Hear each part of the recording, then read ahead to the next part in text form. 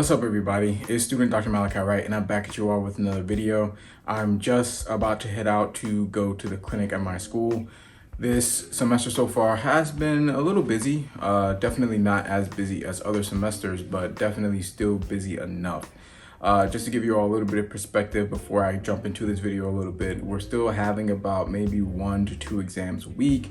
Right now we're getting immersed a little bit into clinic, so we have to do something called clinic assist. So we need to have about 12 assists within a matter of a month and a half, maybe 2 months.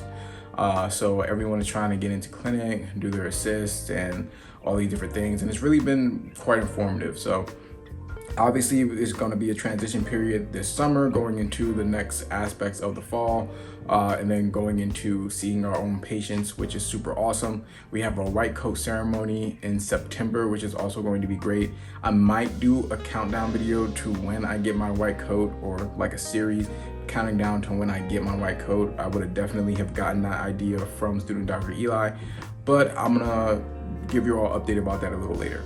For this particular video though, I took down some notes because I was having a conversation the other day with my girlfriend. We were talking about how there's so many unexpected expenses while you're in professional school. So I do want to give people somewhat of an idea of what they are going to be spending money on in these programs that are not included in the tuition or things you may see online that you will likely have to pay for, specifically in dental school. So if this content is something that interests you, please be sure to like this video, subscribe to my YouTube channel, and look out for future videos to come. So first things first, what I would say outside of everything that you spend in dental school, like all the stuff that you need to get for dental school, I think the number one biggest expense for all dental students is going to be the purchase of loupes. And surgical loupes are basically going to be magnifying glasses that you wear, and you want them to be comfortable. You have to have a light for most of them in order to use them the correct way, which I believe. And I think that with the common trend now of dentists and oral health professionals being more cognizant of the posture, making sure that we have good ergonomics, it would be great for you to get something like ergo loupes, which are going to have an inclination that allows you to see things that are beneath you while you're looking straight. So like right now I have my iPad because I might be looking at some of these notes. I can use my ergo loupes to look straight at the camera and have my iPad right here, and I can see everything on my iPad as if I were looking directly at it. This keeps your spine in a neutral position and helps to prevent some of that cervical issues that you may be having down the line. Now, with that being said, these loupes are not cheap at all. I know some dental schools do include the price of loupes into the dental school tuition. My school does not, and I don't think that's a common practice for most dental schools. So you do want to be aware of this when you are applying to dental school. Also make sure that you know what type and what brand of loupes you want to go with. Ask around to other dental students, to other dentists, try to figure out which brand of loupes you will want to go with, because as a student, you do get a student discount, and that would be the best time for you to buy them, also in addition to getting used to them. Me, I went with the company Innova. I really do love my loupes. We just got finished doing our final practical in fixed prosthodontics yesterday, and I used my loupes for the first time during a practical examination, and I thought that they were very, very useful.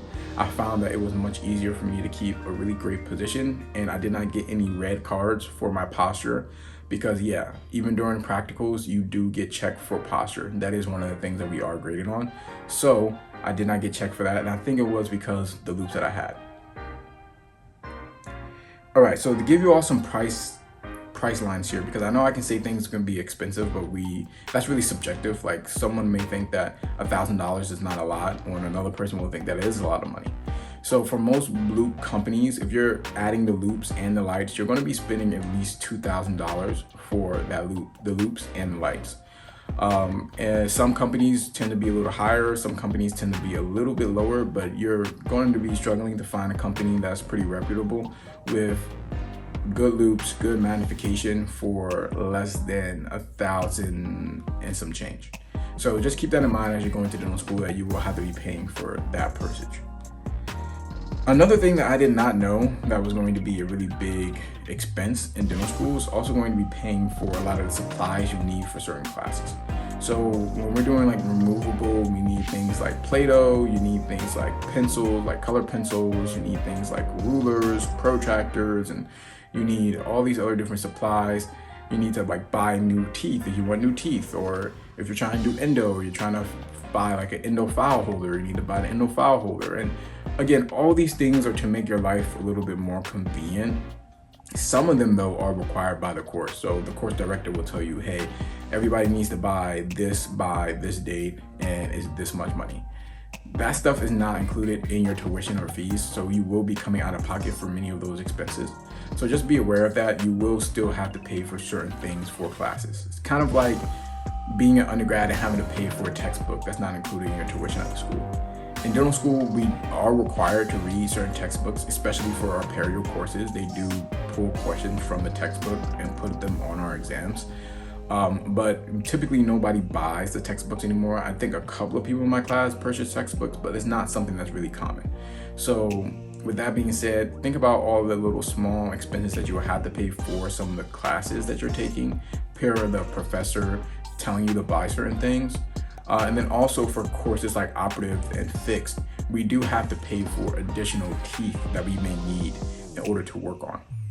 And I think one tooth at our school is like $2 or like $1.75. So like this previous week, we had ran out of teeth that they gave us. So they do give us like at least 4 or 5 replacement teeth.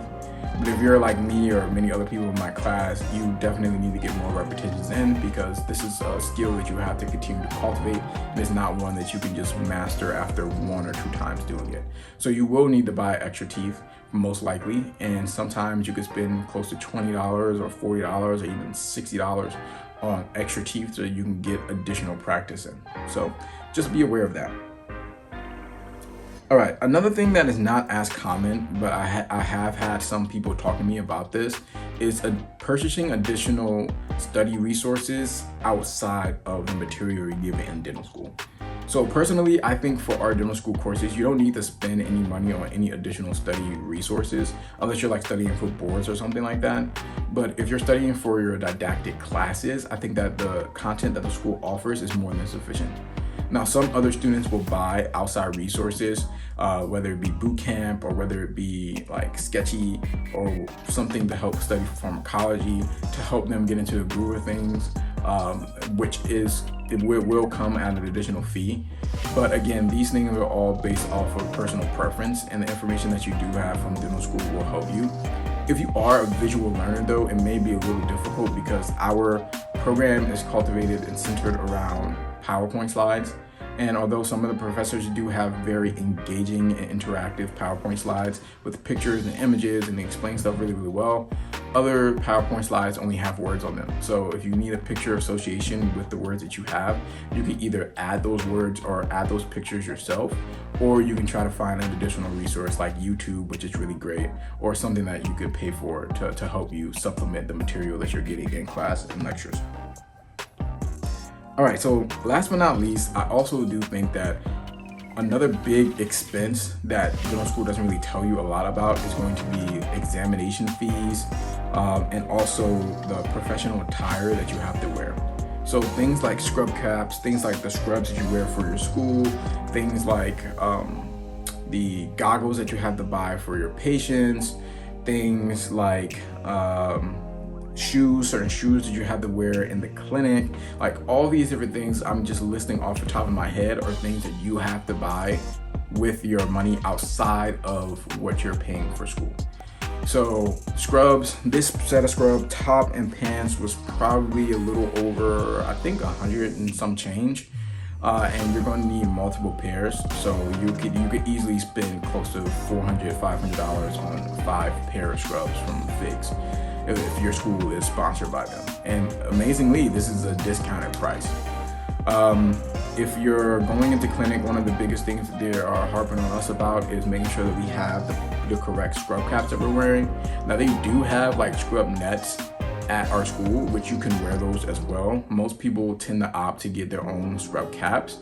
So whether you go through Amazon, I know some people go through like Temu or Shein or all these other different companies. I don't know if they sell them at Walmart, but I wouldn't be surprised if they didn't.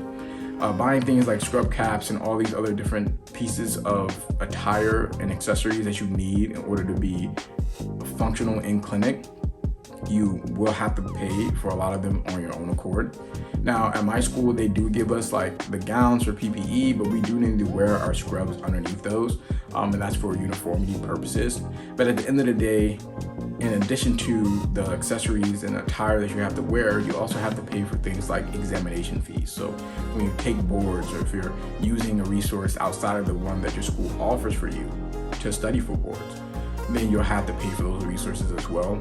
I know my school and many other schools do go with boot camp as a resource to study for the board exams, which is great, and they do pay for that for you. But in addition to that, you do have to pay. Now, other small things that you will have to pay for in dental school that really depends on your type of lifestyle, where you want to live. It's going to be obviously things like living expenses. And again, you do get to take out money from the school to pay for those things. And all that to say that all these things that I talked about in this video can go under that living expenses tab.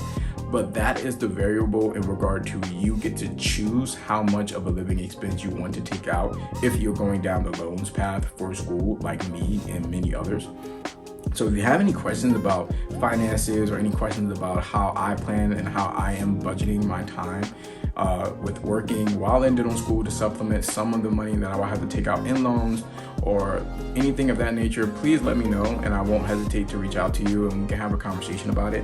I think that having more transparency when it comes to how much dental school costs and how much we're paying for a lot of these things and what are some things we have to pay for outside of the tuition fees and outside of the other fees that are associated with our school.